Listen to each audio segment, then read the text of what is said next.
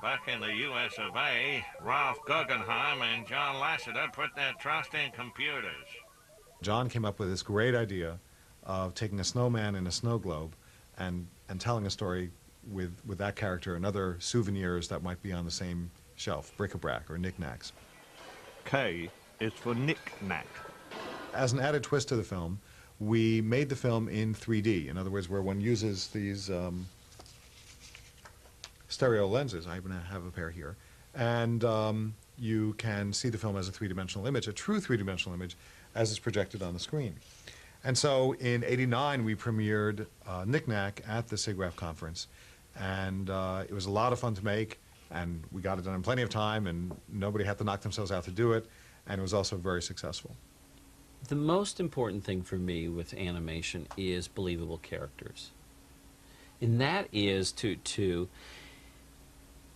for an audience watching animation, whether it's computer animation or whether it's cell animation or even clay animation or puppet animation, to me is for the audience to suspend the audience's belief, to have them look at these characters and believe that they are thinking, that they're alive, that they have come alive, to make it so the audience doesn't think that these things are just being moved around, but are actually, you know, all their movements are generated by their own thought process.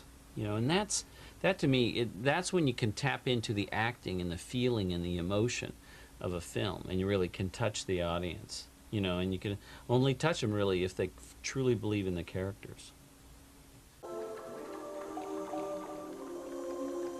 L is for ladies, sugar and spice, and all things nice. The thing I most hate about being an animator is having to draw things over and over again. And I don't mind animating, but I'm not wildly interested in animating. I don't think it's that interesting working out how somebody's hand turns round if they're lifting up a drink. I mean, that doesn't interest me. That interests people who just want to be animators. I find that boring. I just want it to be done quickly.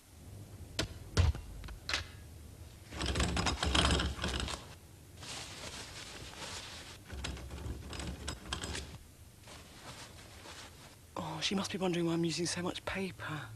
I've lost the chain so she can't hear. Oh no, she's bound to wonder why I'm flushing the chain twice.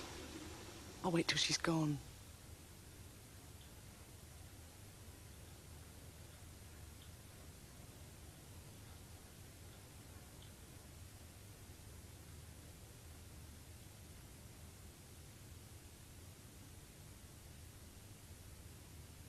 Maybe there's no one in there. I haven't heard anything. I'll just check.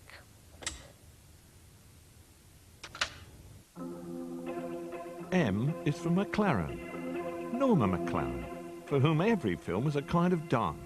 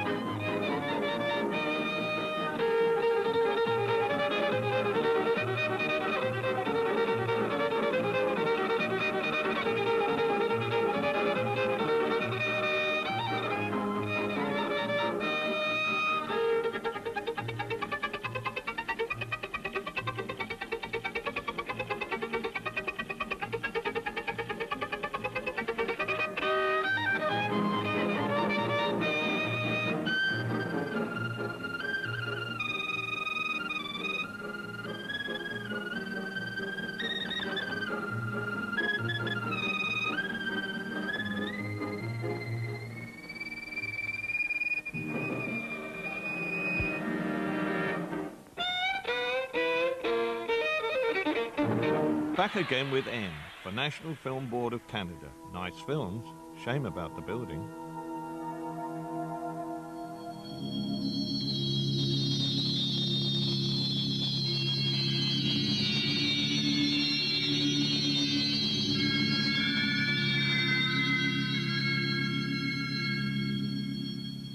When Alice Phelps left home that day to go to her judo class, she told her husband Ralph to clean off the front walk before he left for work. Is that all right with you?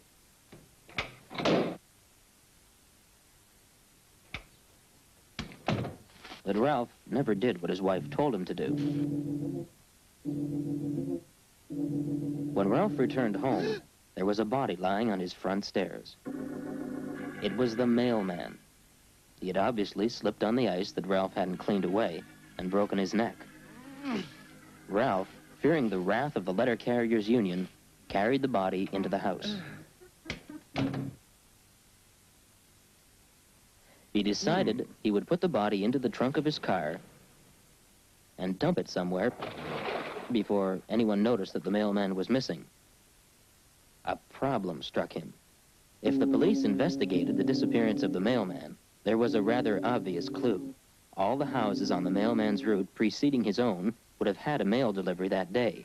Those after his would not. Ralph wondered if he should turn himself in. He remembered that a mailman had once broken his leg on a friend's property, and that had cost the friend a lot of money.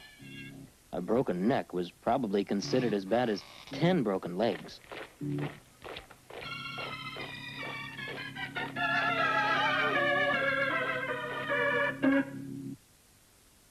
Ralph poured himself a drink to steady his nerves. Then he undressed the mailman, and leaving the mailman comfortably in a living room chair, put on the mailman's uniform and went out to deliver the mail.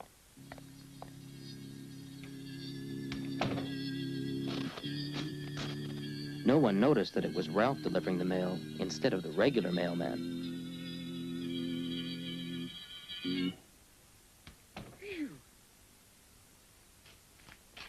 When he got home, he found that his key was still in his own pants, not in the mailman's pants.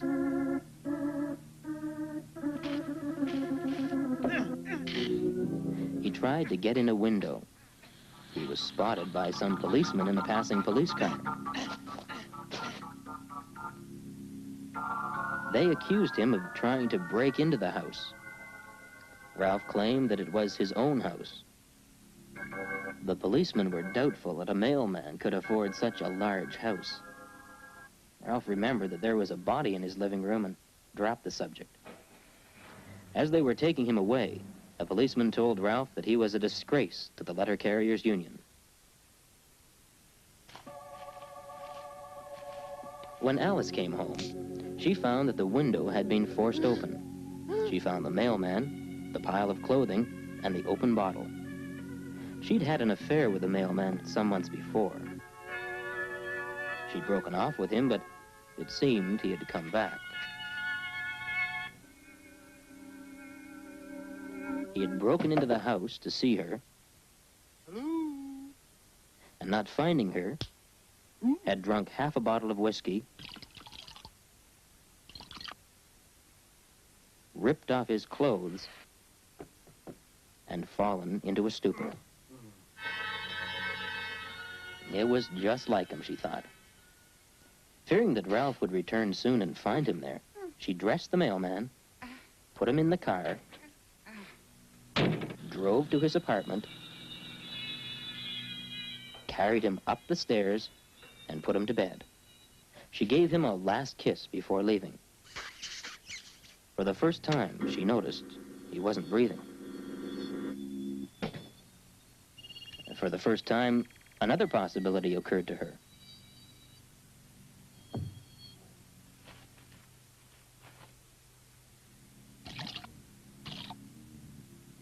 Perhaps the mailman had been surprised by Ralph, and Ralph had killed him. Perhaps Ralph was out buying a gun right at that moment to kill her, too.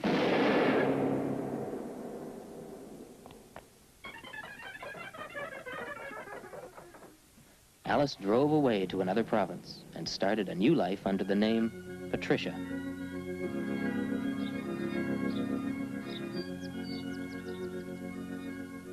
Meanwhile, Ralph was being released from the police station.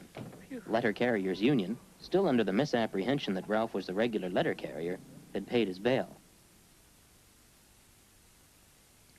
When he got home, he noticed the body had disappeared. He burned the mailman's uniform and resolved to forget the whole thing. When the trial date for the mailman arrived, he did not show up. The authorities went to the mailman's apartment and found that he had passed away in his bed.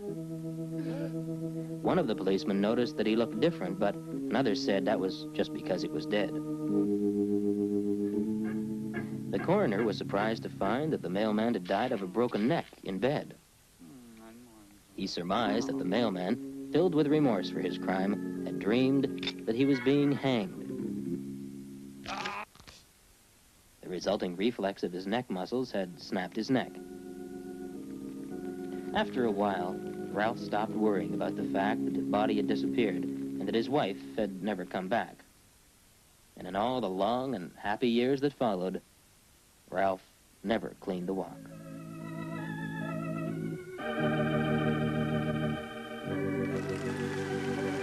Oh, it's for Oscar.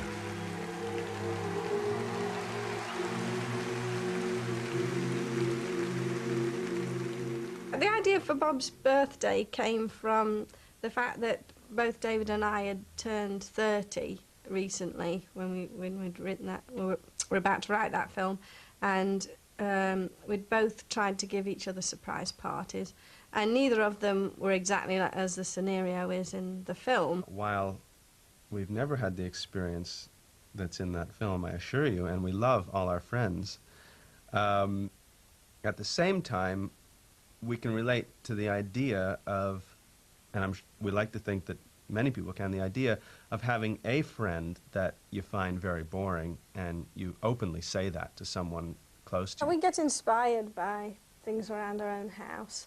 I mean, certainly the living room in Bob's birthday has a lot of similarities to this one. They live in a house, we only have a flat, so we're aspiring to be like Bob and Margaret by the time we're their age.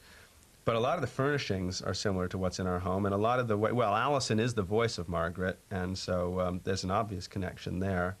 But also the characters in Bob's birthday are meant to be not a million miles away from characters like us in a lot of ways, so... You're thinking of going into dentistry, aren't you? I am thinking of going into dentistry, or at least I'm thinking of getting my teeth cleaned one day.